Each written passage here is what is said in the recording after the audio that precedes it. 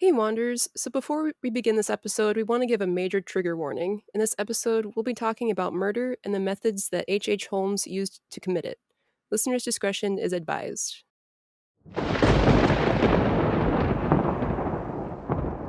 Welcome to Spooktober 2023.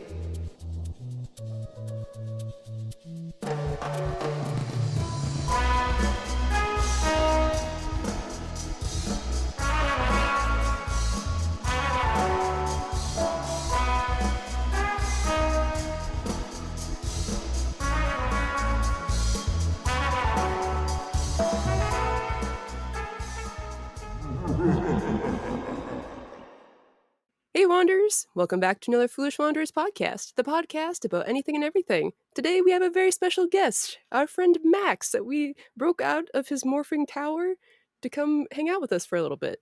Woo! Thank goodness you guys had that cannon. Yeah, I just gotta figure how to get you back before anyone notices.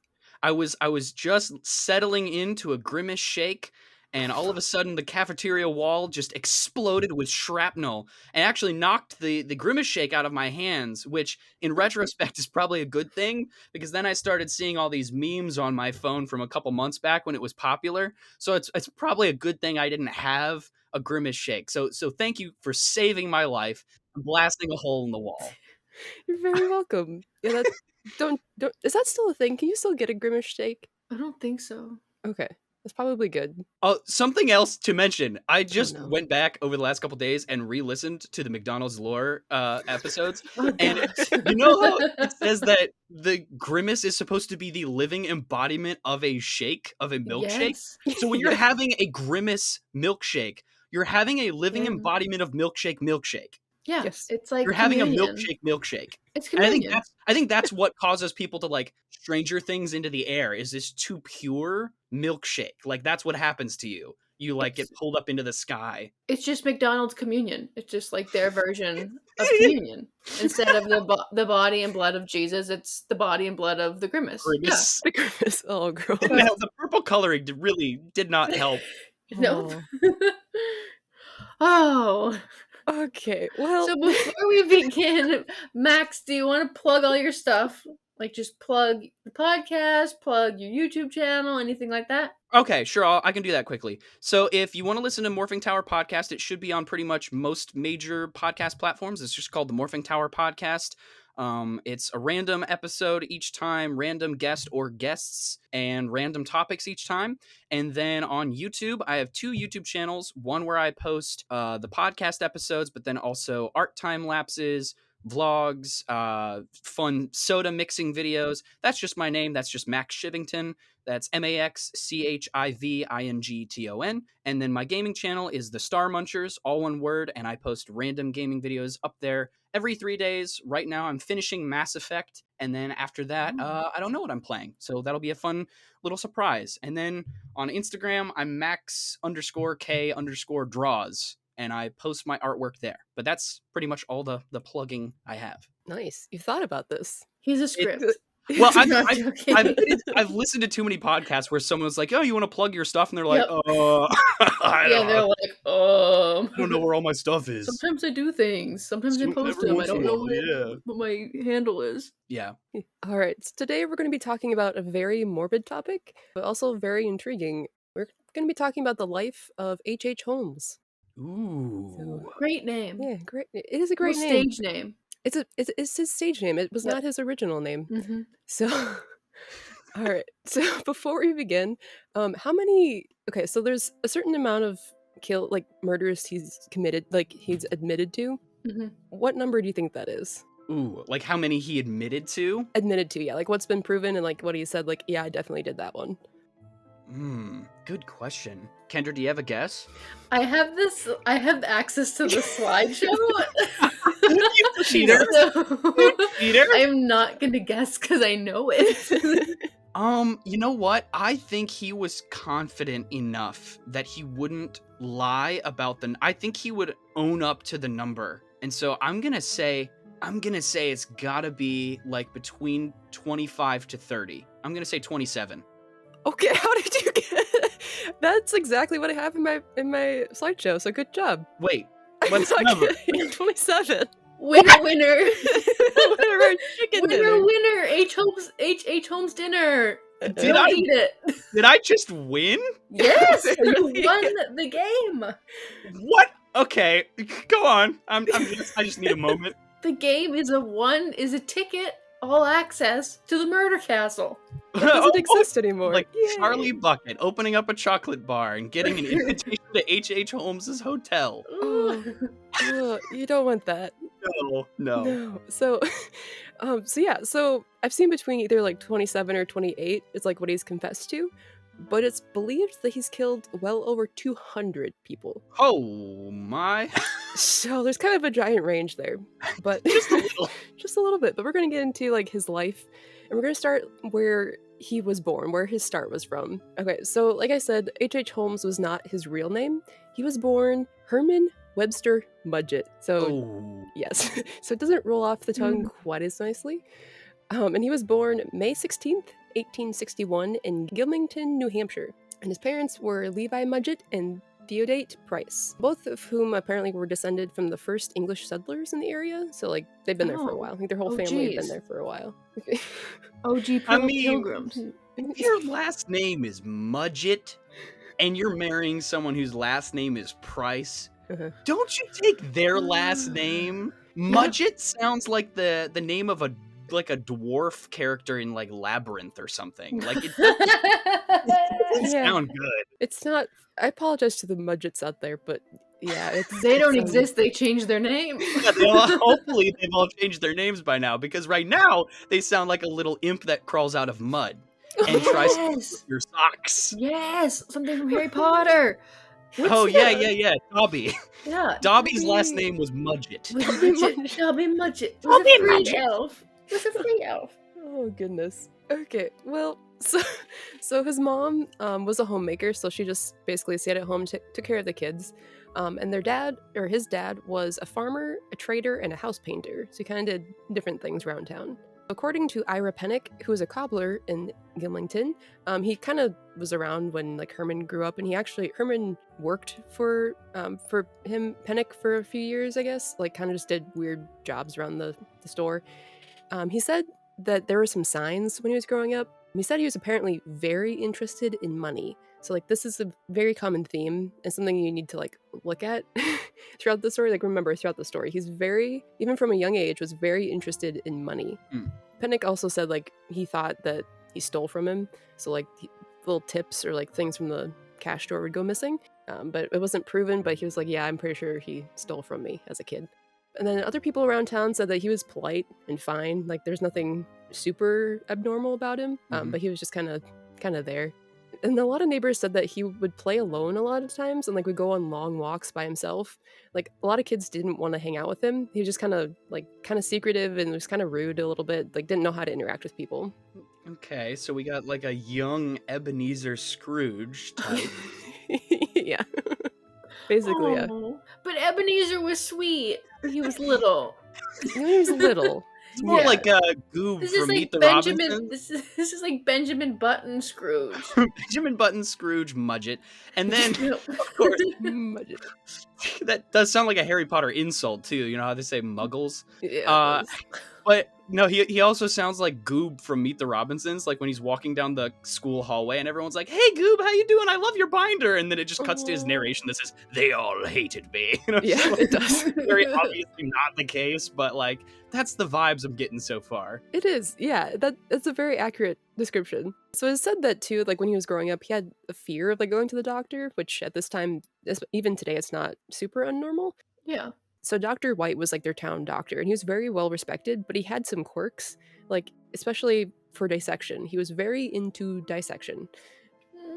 And there's one story that apparently one day a couple of older boys dragged Herman into the doctor's office and like threw him into the room with like this real human skeleton that was hanging out in there. Oh, so not cool. So no. And basically they locked him in the room for a few minutes until he's like screaming and crying like that obviously traumatized him. Mhm. But apparently, like when he was adult, this was like his excuse of like, oh, that's what made me, fascinated with anatomy and medicine, is being locked in a room with a skeleton that terrified me. That's what he blamed it on? Yes. Yep. It's a Okay. villain origin story. Yep. That's his origin story. I got All locked right. in a room with a skeleton. Okay, Yep. got it. So yeah, so Herman Holmes kind of flipped back and forth. He graduated in high school when he was just 16, and he did a lot of different odd jobs. He actually settled on working as a school teacher for a little bit when he was 16 years old. Huh? Yeah, that did not fit like his What? character description. You know, the kid who got along famously with other kids. Yeah, I was just gonna say, yeah, the teacher with the whatever peach fuzz teaching all the other students with peach fuzz. Yeah, makes sense. Okay. Yep. And then during this time, he fell in love with a girl named Clara Lovering. So Clara was from a rather wealthy family from Loudon, New Hampshire. And Clara was well liked, and people always thought she was really kind and nice. Apparently, people knew that Herman. Apparently, he said that he was obsessed with like getting married young. At least when he was like younger, he was like obsessed with getting married. So like he tried to propose to a girl that was from out of state when she was in town when he was 14. Oh gosh. She said they're like no. Okay, so that didn't work out. Good But answer. Uh-huh. But then when Clara and him met, they kind of just like fell in love, and yeah.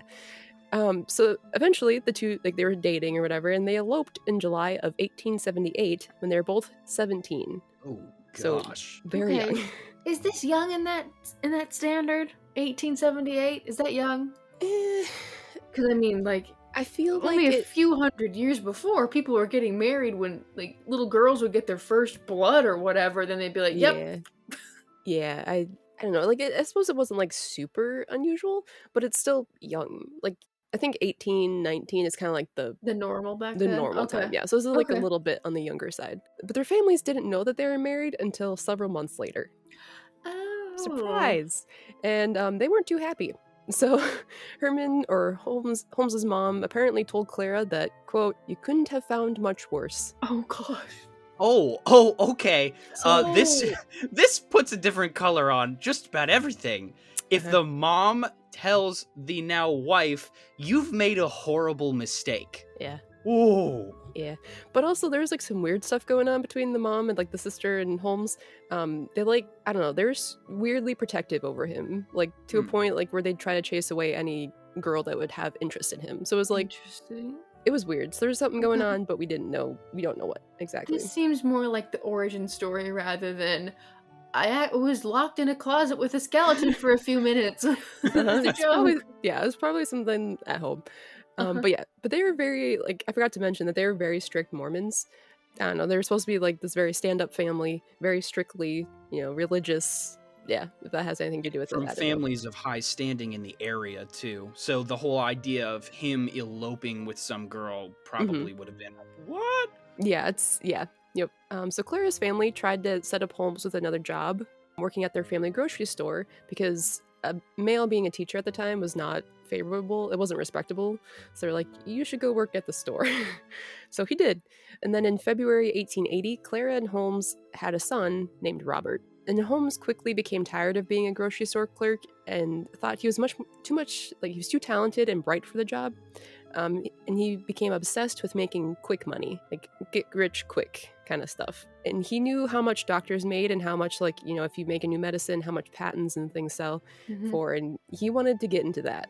So to do this, though, he needed a lot of training. He started training with Dr. White, the town doctor, from his childhood. When he wasn't working with Dr. White, he studied on his own. So like he bought all these books and was like super like, I need to learn all this stuff quickly so I can make money. So no schooling besides like an apprenticeship with the Dr. White. Oh, we'll get to it. Okay. Yay. Okay. You know it's a Yay. good sign when your pathway to the medical field is I need to make some money fast. Quick Oh, money. Quick yes. cash. Quick Yeah. cash. Quick Yeah. cash. I want a job working on people. Mhm. Fast money. Yeah, it's... Oh, we have some stories from college.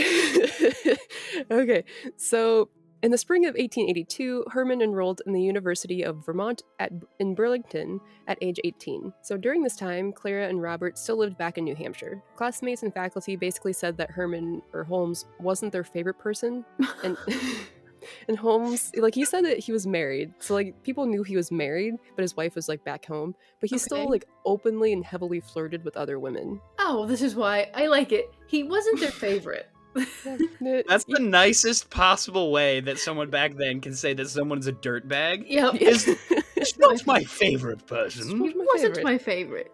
No, certainly not. Nope. So Holmes stayed at a boarding house, basically like a dorm, and he had a roommate. And then Mrs. Brew was like the owner or like the housekeeper. She like ran everything. She said that when Holmes was upset, he would have a nasty temper. Mm. For example, one day Holmes's roommate, Fred Ingalls, borrowed his mustache wax without asking. And this led to a massive fist fight that left Fred with black eyes and scratches on his face. Okay, but that's like rule number 1 is you're not supposed to touch another man's mustache wax. The scratches on his face was H.H. Holmes trying desperately to get the wax back. Yep. Like, in the little like tin. reuse it, like get it off his He face. was like trying to grab it and then put I it back spent in the good little money tin. on that. Yep. Oh, that's nasty. Yeah. Yo, it's just like that. What's that meme of the like the old Victorian man like doing the fisticuffs? With, like, the Put up curly your hair? Yeah. Yep, that's what I picture. So Holmes, throughout this whole time, wanted to get through school as fast as possible so we could start making money. And very quickly, chemistry was his favorite subject. He even set up his own station in his room. It's like all these chemicals and like burners and everything in his room. He was constantly mixing chemicals to the point that it worried the other tenants in the building. And then one day when Mrs. Brew was sweeping upstairs, she smelled something horrid coming from Holmes and Fred's room. So this is going to be a massive trigger warning. So if you want to skip ahead like 15-30 seconds, please do. Hit the button. Hit the button, please.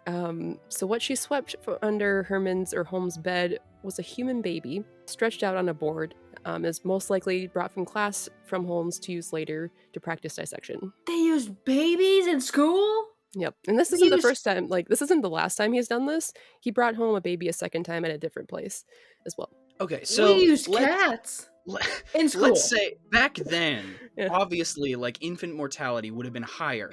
But the crazy thing, the fact that he brings it back to his room, like that's not the kind of homework you take home with you. No, not at all. So it also, if nothing else, it shows like a blatant disregard for like human remains. You know, like such a lack of respect for the dead. He just like shoved it under his bed too. Like he didn't even like wrap it up or like put it in a box. No, he just tossed it there. So then after this, so Fred and Mrs. Brew both were like traumatized, obviously, from the situation. Yeah, kick him out. Yeah, well, she didn't, not yet. What? Unfortunately, I would have. That would have been strike 1, 2, and 3 for me. All of them for be like, but like, I would have kept the baby and like brought the baby like to be, I don't know, buried properly. I don't know. But then Mrs. Brew made a new house rule that... Oh my... no. Please tell me there's not a sign in the entryway in the lobby that says, please do not bring dissected babies home for practice, for homework. Well, it's all human dissection. Like, she just... she said all humans. That's something that's like, that, you know, when you see a sign, like those... please do not bring blah blah blah, or please do not do this. Yep. And you're like, why does this sign? The sign is not necessary. This warning is not necessary. It is though. So what you're saying from Mrs. Brew's perspective, you could say that he wasn't her favorite tenant.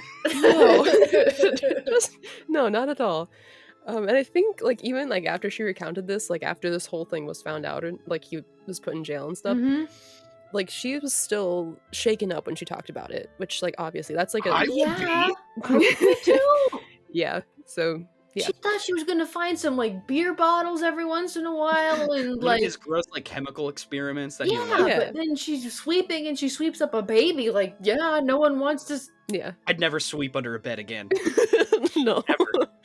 Let the dust bunnies pile up. Yeah, that's not my problem anymore. No. Alright, so after the semester was over, Holmes decided to leave the school. He didn't think it offered enough for his mental capacity. He didn't think he offered enough chemistry courses, and he was too smart for the school, basically. Oh, so, okay.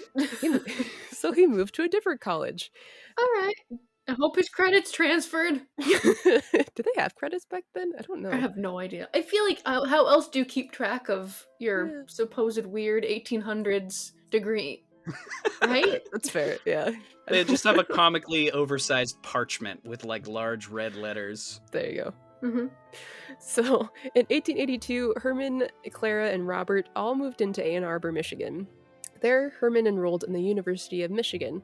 At this point, Herman, or Holmes, is regretting being married, so he's quickly growing tired of it. Well, Oh, when you wow. get married at 17, that can happen. Yep, Mhm. any child, yeah.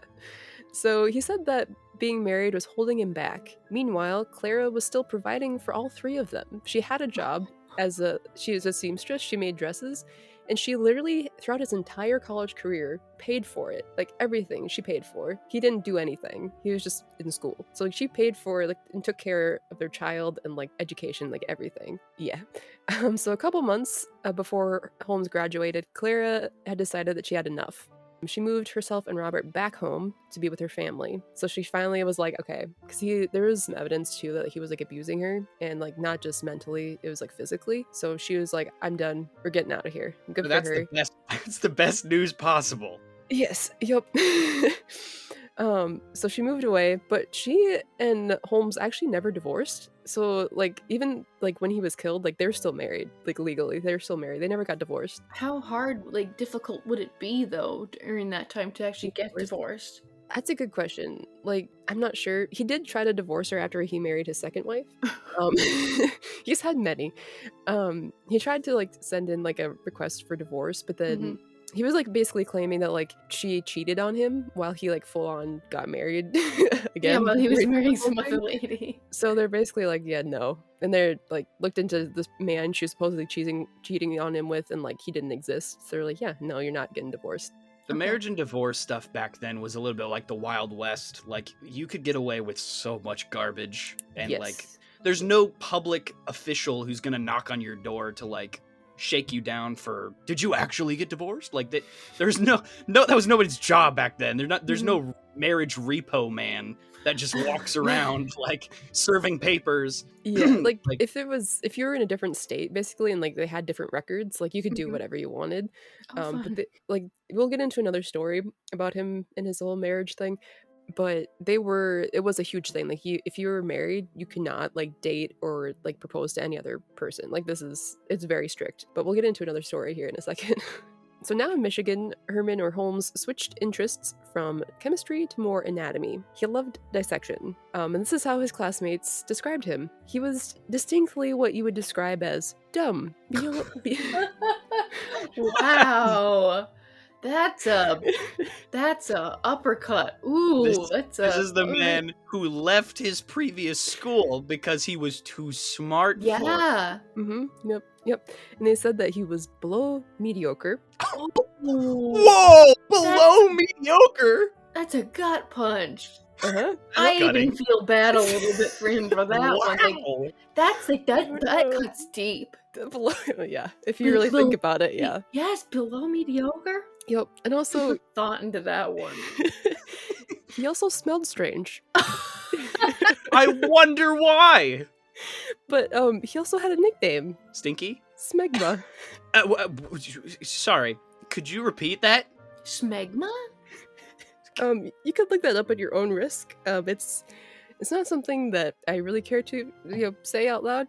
But it is quite disgusting. I looked it up. So Google at your own risk. Smegma. It sounds like a modern internet phrase. It's a medical term. Oh, okay. Ow! I'm afraid to pollute my internet search history with this. Well, all right, define. Oh my gosh. Okay, Oh, yeah. interesting. I didn't know that that's like the 1800s name for it. First of so. all, yes, it's an insult. Second of all, that is the nerdiest, dorkiest possible insult that only a bunch of like medical anatomy Yeah, students could ever come up with. Yeah, that's fair. It's Yeah. clever. I mean, it's there. Bunch of nerds, yeah. Yeah. Yeah. Yep. So you got below mediocre, dumb, and smegma. Smegma. So suffice to say, he wasn't their favorite classmate. No, not Nope. at all. Was not class president. No. All right. So after Clara left, he had to start making his own money, right, to support himself. So he got a job finally as an assistant to the anatomy instructor, William Herdman. He would run errands and help prepare bodies for dissection for him, basically. Okay. So during this time, Herman, while still married to Clara, started flirting with Miss Fitch, who was in charge of the boarding house he was now staying at. Oh, smart, because if he brings the dissected babies home this time, he can't get kicked out because he's, flirting with the housekeeper this time. He's gotten in. Yep. He's learned. Okay. He's learning, yes. He's learning. He's got an in into the inn. Oh. Yes, sadly he does. And he promised to marry her. And when Miss Fitch realized that Herman was already married, because she found letters of him talking to Clara and like talking about their marriage. Yeah, when she realized this, she brought the letter to the medical faculty to say that it was in breach of promise, which is like a huge issue at this time. So basically, if he was found in breach of promise, basically saying that like, oh, I'm gonna marry you, but I'm already married, so I can't. He wouldn't be able to graduate. Like this was big money. What? Yeah, I think you get like sued. Like you get severe penalties for doing promise stuff. Wow. If you said I'm gonna marry you and then you don't, they could sue you basically. Yeah. Oh my goodness. Yep, but Herman denied it and convinced his professor, Mr. Herdman, of his innocence. So Miss Fitch was left to look like a liar, so she was basically like shunned and like ruined basically. But during the graduation ceremony, literally when he's handed his diploma and shaking the hand of Mr. Herdman, he leans in and says, "She was right. I am married." He's devious. Yep, so literally he got his diploma and like he got away with it because yep. But wow. An interesting fact psychologically is the fact that he wanted someone to know what he did. That is a very important psychological aspect to H.H. Holmes. Is that he wasn't smart enough or cagey enough or had enough self-control not to say something like that. In a critical moment, he chose to tell that guy what he did because it was too late to do anything. Yeah, he wanted that power. Yeah. Alright, so now we're going to jump forward to him living in Chicago, and this is where he builds his infamous murder castle. So before moving to Chicago, Herman decided to change his name to avoid getting caught with not only his marriage to Clara, but also to hide from his various schemes that he had popping up everywhere. He's already started scheming, he's very much a con man. The new name he chose was Henry Howard Holmes, H.H. Holmes. So while in Chicago, Holmes passed an exam to be a pharmacist. He started working at a pharmacy called Holton Drug. It was located at the northwest corner of South Wallace Avenue and West 63rd Street in Inglewood. It was owned by an elderly woman named Mrs. Holton, and her husband was the actual owner and pharmacist. However, he was pretty old and he was ailing at the time. So Holmes convinced Mrs. Holton to give him the business after her husband passed away. Basically, he was like, "Here, I'll take the business from you, and I'll let you live upstairs, and you can you live here till you pass away." Or vulture. Wow. Oh yes, massive vulture. And he quickly rebranded the store's name to H.H. Holmes Pharmacy. Oh, so he took the name away from them. Yep. So he just threw away that whole legacy and was like, "Here, it's mine now." What is smegma? Yep. What a little mudget. Mudget. So after he took over the pharmacy, customers would come and ask for Mrs. Holton, be like, "Hey, where is she? She's been here for years." And Holmes would reply that she went on a trip to California. When she didn't come back, he would say that she moved out there. And this kind of implies that it's not proven, but a lot of people think that he killed her just so he could have the building and the business and not have to worry about giving her the money. Definitely did. Yeah, that's what I'm thinking. So I mean, it's almost a trope at this point when someone dies to make up some elaborate story about they went on a long trip, but he's literally like, she went to California. Perfectly, like, literally no way to prove it back then. Like, right, you can't call the person, find out. It's just there's not a phone book, really. There's not like a phone book, is there? Probably not. Not Yeah, for like it's like, how houses, could I don't you- think. I yeah. think it's for like businesses, like big Directories or ones. something, something Yeah. like that. But yeah, there's like really, if she goes all the way over there, poof, she's gone. Yeah, and what? She's an older lady, right? She's not going by herself to California for some reason. Like, that's not gonna happen. Yeah, so yeah, that was most likely his first victim. So Holmes would end up marrying another woman named Myrta in January of 1887. Again, he's still married to Clara, but this is like he got away with it basically because he was in a different state and like Different name. different name, different states. Yeah, They can't really he's- look it up. He rebranded. Yeah. Yep. And he ends up having a daughter with Murda named Lucy. Oh, So all Robert- these kids, I feel I so feel bad for so them. bad for these women and these kids. Yep. Yeah. What happened to little Robert? He actually lived a nice life. I forgot what he did. He was pretty normal. Like Okay, you that's can look good. it up. He's like, yeah, nothing's really happened to him. I think Lucy was fine too.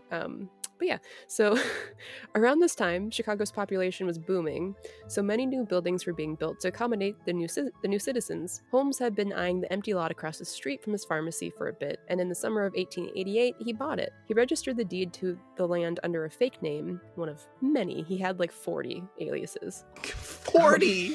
He had like 40. He had so many things. How would you keep any of that straight? Yes. That's one thing, like, I can't don't know. imagine the number of lies stacked on top of each other. Like, Yeah. conversationally, that would be hard enough. But, like, on Mhm. paperwork, trying to keep straight, oh gosh, who did I tell this person owned the land? Like, how do you keep that stuff straight? He has like a little black book. He just writes it all down. I don't know, but yeah. So this one, the first one that he used was H.S. Campbell. So that's what he used to get the land. This is also the time of which he committed his first confessed murder. So a friend and former schoolmate, Dr. Leacock. Why did he do this? Because the doctor had a large life insurance policy. Oh my gosh. Remember the money thing? Quick Mm. cash. Quick cash. Yep. Yeah. He basically overdosed with the doctor with laudanum or opium. It's like opium suspended in like alcohol or something. Oh, like yeah, that. laudanum. Yeah. There you go. Sorry. So Holmes then took his body to Michigan to make it look like he passed away in his home, then collected the life insurance. And this was around the time that he dreamed up his murder castle. Okay, so he already bought the land Mhm. and then Life insurance policy. kills the guy, in Chicago, takes him back to Michigan where he was from How did he get to him there? stage it. The train? It was poor Probably autopsy shouldn't people Just back had like a then. body like in a duffel bag and just brought him to the. I don't know how he got him. Probably just like a trunk and just stuffed him in there and brought him back to his house. It's like Aristocats all the way to Timbuktu. Gross.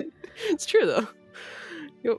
So Holmes had big plans for his castle. He envisioned a huge 3-story building. The first floor would be for retail, where he would employ as many women as possible, whom he could choose from to murder. The second and third floors would be apartments for rent, and he himself would have a large corner apartment on the second floor. Okay, so the triple-story wonder contained 60 rooms, trapdoors, hidden staircases, windowless chambers, Oh, laundry gosh. chutes, accessed from the floors, and a stairwell that led to the precipice overlooking the house's back alley. So the building contained walls fitted with blowtorches, gassing devices, and other monstrosities. And the basement was furnished with a dissecting table and vats of acid and lime. So the most confusing floor was the second. It contained more than 50 doors and at least 6 hallways. Only 35 rooms were actual bedrooms used for guests, while the other rooms were soundproofed, Oh, and gosh. some were even lined with asbestos-coated steel plates. So the rooms came with low ceilings, and some were as small as closets. There were also gas pipes constructed to the rooms to gas the occupants, and as well as little peepholes. So Holmes put alarms in rooms so that occupants could not escape, and if they did, he would know. So there were trapdoors, secret passageways, hidden closets, and even a shaft down to the cellar to dispose of the bodies and other things like their belongings. And the third floor was confusing but furnished. Guests may have had trouble locating rooms because the rooms did not appear to be normal, and they were scattered all over the place and oddly angled. And the lighting was poor, and gas lamps were spaced awkwardly. And not only were the rooms confusing, there were dead ends and staircases that led to nowhere. And Holmes had a key for every door in that place. All the doors he had keys. So he was running around with that long ring with the key Imagine ring. the key ring. Yeah, the key ring. So he was like 301, No, not this one. Imagine having that on your little like belt loop, like walking like at an angle, like with a limp. You'd have to go to a He's, like, way chiropractor every down. day. Oh my gosh. He just has a wheelbarrow full of Just full a of keys. loose keys. That's a nightmare. Oh man, it has 2 wheelbarrows, one for the keys he has tried and one that he hasn't Oh, yet. Just goes through each that's key. like a Greek trial. That's like a Herculean task. That's horrible. Oh, it's That's like me every time I go to use one of my keys. I'm just like, nope. Nope, yep. Gotta color code them. Oh, yeah, that's good. I want to make it difficult. Okay. Yeah. That's more fun. Okay. Alright, so how did he pull off construction on this building without, like, keying anyone in what was happening? Well, first, he drew up the blueprints himself. Always a great idea to do your own blueprints and don't consult an architect. Yep. I was just gonna say, it's so telling, the guy who thinks that he's smarter than an entire college and studied dissection is like, I'm gonna build a house. An architect. Oh no. Yeah, and he would constantly change the work crews so that none of them knew the complete project. So, like, they would start a floor and they'd be like, okay, you're done. Goodbye, you're fired. And, like, That's wouldn't pay smart. them. Yeah. But It is, but I feel like any one of the creepy danger, like somebody had to install the gas pipe stuff. Like somebody had to install this stuff. How does nobody be like, the glow torches on the walls? right? Like how does, even if you get fired, like, don't you think there would have been scuttlebutt around the town of, dude, this guy is building this house all wrong. Like everything's wrong. He has so many doors that go to nowhere. Like, I don't know what he's doing. yeah, like, whenever anybody would ask questions, he'd just be like, don't worry about it. It's You're fine. gone. It's like, you're fired. And, like, wouldn't pay you and just, like, shove you out the door, basically. Yeah, and there's, again, like, this population was booming. So, like, there were so many work crews that wanted work. So Mhm. he didn't have a problem finding crews. It was just like, which one next? And You're back gone. then, if you're desperate enough for work, you're not even going to really ask questions if it's No. going to get involved with, if it's going to interfere with you getting paid. Like, Right. Yeah, exactly. So the construction on the castle began in the summer of 1889. He also, in this summer, met a carpenter named Benjamin Peitzel. He would become Holmes's right-hand man. So this was the guy that they were both con mans, and they basically became quick friends and went into business together. When Holmes declined to pay the architects or the steel company, Atena Iron and Steel, they sued him in the fall of 1889. To avoid being charged, he changed the deed to be in the name of his new mother-in-law. So he was no longer responsible for the debts. Yep, and this point, he's married to his second wife now, Murda. Not legally. This one's legal, yeah. Like, he actually went to the courthouse. He has a different name, different state. So he's both as far married. as far as whoever Okay. signed his Yeah. marriage Okay. certificate, he's fine. He's in the clear because they don't know who he is. Yep, so right now he has 2 technically legal wives. Yeah, but he just signed his second mother-in-law, all this debt. Yep. So the entire structure was built rather quickly. It was actually completed by 1890. So, like, in a year. This In whole a castle was built. year, Yeah. all of that in a year. Yep. And then in 1892, he added a third floor, telling investors and suppliers that he intended to use it as a hotel during the upcoming World's Columbian Exposition, or World's Fair. Oh, right. That's like his new thing. So then this is another one that's like, we don't know for sure if he killed him. Probably. He probably did. It's a pretty safe bet. Yeah. I'd Yeah, put my money on it. Any of money on the it. disappears around the murder castle. Yeah, this is like right outside of it right now. So, this one is John Dubry, one of Holmes's first victims. He was an investor of the castle, and he was coming to check up on the progress. When he was walking literally just outside the castle, he suddenly collapsed and began convulsing. A witness saw Holmes rush outside and pour a dark liquid down Dubry's throat, and he died instantly. He definitely did something, right? Yeah.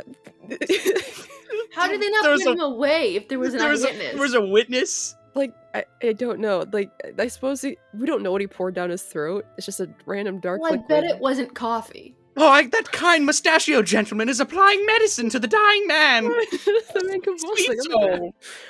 yeah. Yep. So yeah. He did it. He probably did it. Yes. Brilliant. He probably put it in his drink earlier, and then when he noticed him convulsing and he wasn't dead and he was on his way to the building, he was like, oh, I gotta give more. So he just like poured some more in his throat. Maybe. Possible. It could be. It could be. Mhm. Possible. Mhm. It's just weird that it was right outside the castle. That's what I'm like, how did that happen so perfectly? Yeah, I don't like, know.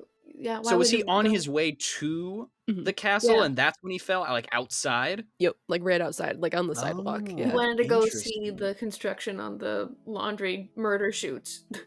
Yeah. I mean, the only other way that could have gone down is if like they had met somewhere before that, And then he Yeah. like poisoned him spiked with his the drink or Yep. something, Yeah. and then And that then that he didn't makes give him sense to me. enough. Yeah, could be. That very well could be. Maybe Yeah. he was supposed to die much earlier on the trip. Unless he just got lucky and was like, oh, this guy's dying on my doorstep, I must give him poison, and ran outside. Either one. Either one's bad, but like one is severely less plausible than the other. Yeah, that's fair.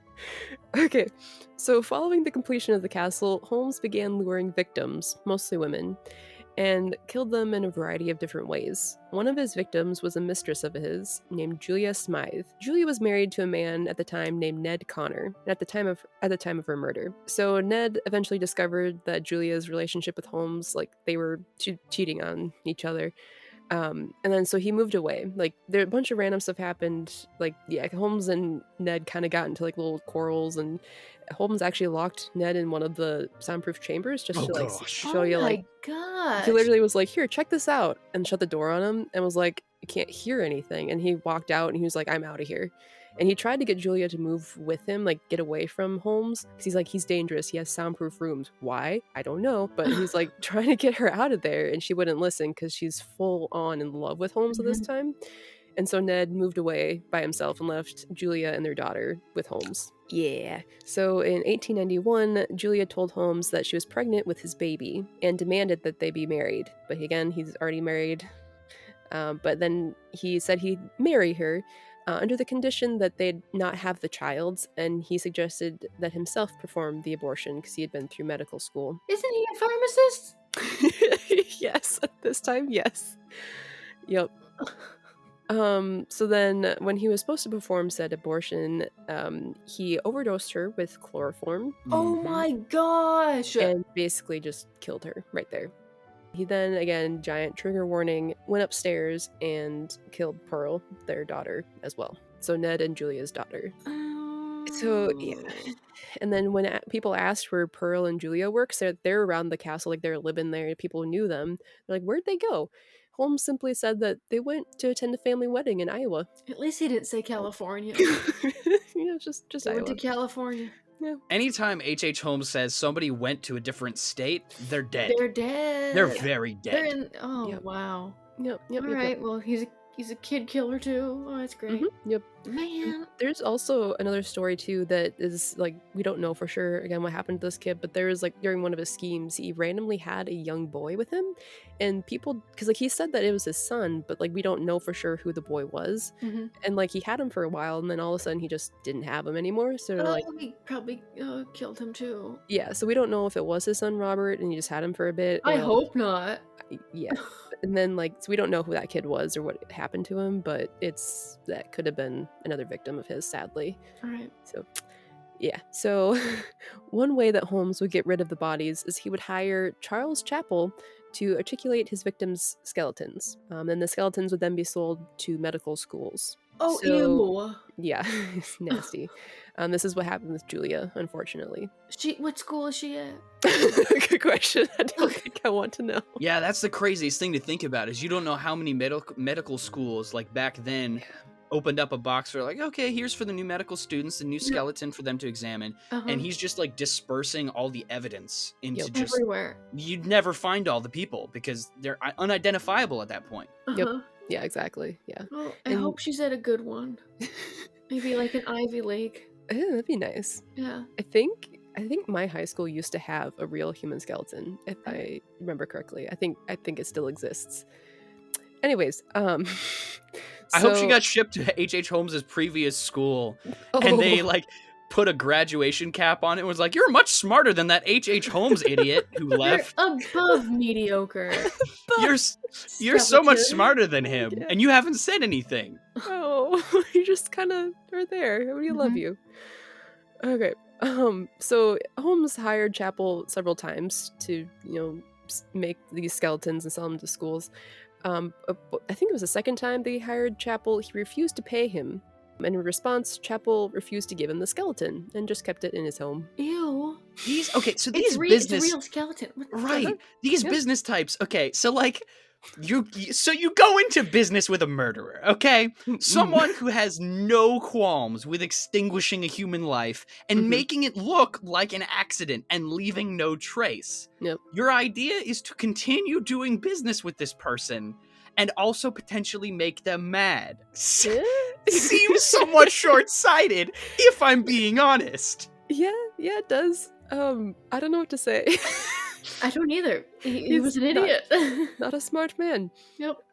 I don't think he asked many questions either, to be honest, because in that kind of business, you kind of just go like, "Oh, okay, cool, you got another one, cool. Mhm, I'm gonna make money." mhm. Like, you don't ask questions. Quick cash.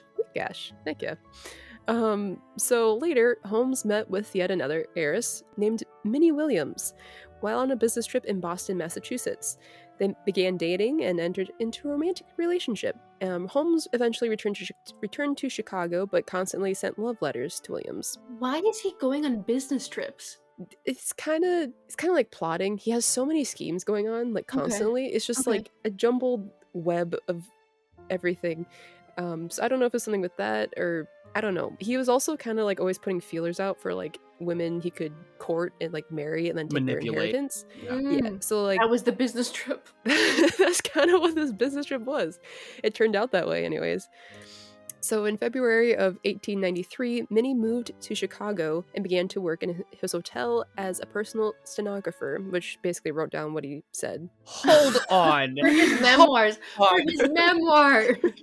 You get into a relationship with the dude, and somehow he convinces you to move to somewhere else and become his personal stenographer Yeah. just for him. Just Yep. for him. Lady So- in the corner just like typing Just- like Yep. mindlessly, Yep. like barely even Mhm. looking at her fingers in all the court movies. That's Mhm. your life now? Yeah. That's his main Oh. squeeze. If only Yeah. this guy was much uglier. Like this, I feel like so many more of his schemes would not have worked. Like Yeah. he must have some crazy charisma in order to pull this off. Because he's too good at convincing people to like help him financially and become a stenographer for him. Like, Mhm. dang, that's insanity. It's the bowler hat. I tell you, it's the bowler hat and the mustache It's the wax. mustache, the mustache wax. It's for my mustache wax. Oh, gross. Yeah, but like at this time, so like when he first met Minnie, he love bombed her and like was like, "Oh, I'm so in love with you," bought her gifts, Mhm. talked to her all the time. Then he went back to Chicago and like ignored her.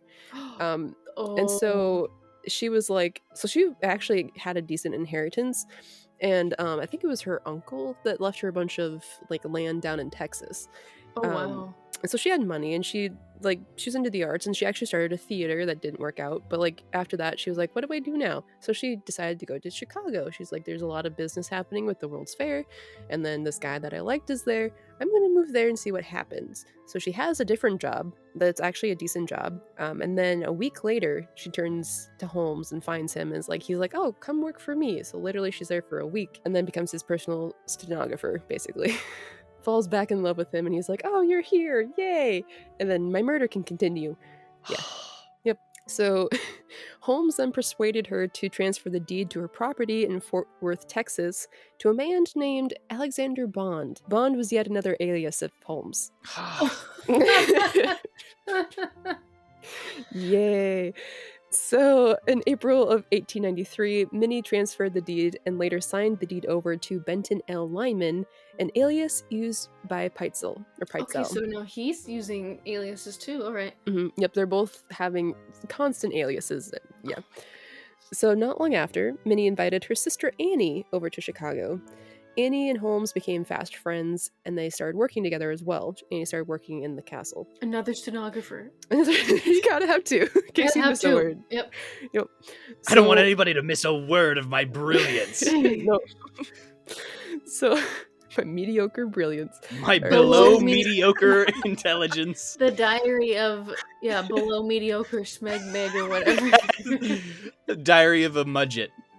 Yeah. Heck yeah, I want to read that book. Okay, so apparently there was like one night where Minnie went on a trip. I forget where to, but she's out of town. She went to visit some friends. And Annie was supposed to go to the World's Fair with Holmes. Well, they get back, and Holmes tries to, like, he asks her to get a file for him inside this vault. He then shuts said vault on Annie and gasses her and kills her. So Annie is now gone. She just got to Chicago, Okay. and she is now gone, At least unfortunately. she got to go to the fair, though. I think she did.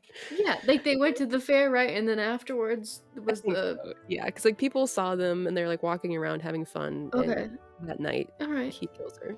All right. So not long after this, so like basically after this, he blames all of this on Minnie. Basically, it's like she killed her Right. sister in a fit of rage, and like I helped her dispose of the body, but it's all Minnie. And then shortly after that, he kills Minnie as well by putting her in a vault and suffocating Same thing? her. So Yeah. what was, like, for an autopsy back then, what was the cause of death for somebody who was just gassed to death? Like, they just, no They oxygen didn't find left. him, Like, right? what was I don't was think the... they found them. Oh, so these are confessed murders. Yeah. But Mhm. before that, if he says that Annie's dead, would people just have to take that on faith if there's no body? If he's disposing of the bodies, why would you even confess? Why would you even mention that Annie was, like, you could just be like, oh, she went to Wisconsin to go to the zoo. Like, you could So- just... No, I think So at it's this- like when he's graduating from college and he whispers to the dean person like, I was married, ha ha ha. I think maybe it's he kind of wants to get caught or see the reaction. Yeah, but also I forgot to mention at this point, they sent a letter to I think it was Minnie and Annie's aunt. I think it was. It was basically a letter saying, "Don't look for us. We're gonna be traveling the world. We're gonna go to Germany and to Europe, and we're gonna be traveling. So don't try to contact us." So that's If how any their of my family- loved ones sends me a letter saying, don't look for me, Don't contact I'm me. calling the police. Very good. You should. Mhm. Yes. So that was how the family was like, oh, they're fine, they're traveling, but no. I think it was like right after he killed Annie that her trunk with all of her belongings showed up at the post office. So her baggage, basically, that she was going to live in Chicago with, all of her belongings just got unclaimed. So, Hmm. yay! Hey Wanderers, editing Katrina here. So after recording and after editing for a while, Kendra and I have decided to split this episode of Spooktober into 2 parts. That way this episode won't get too drawn out. But to help break up the messed up nature of Holmes, I have a fun fact for you. So apparently from 1953 to 1957, NBC's Today Show had a chimpanzee co-host named J. Fred Muggs. It is estimated that he brought the network in about $100 million during his time on air. So I hope that broke up some of the tragedy and messed upness of Holmes. And thank you so much for listening to part 1 of our H.H. Holmes special with Max. We will see you on Halloween, October 31st, to conclude our Spooktober 2023 with more Holmes. Oh boy.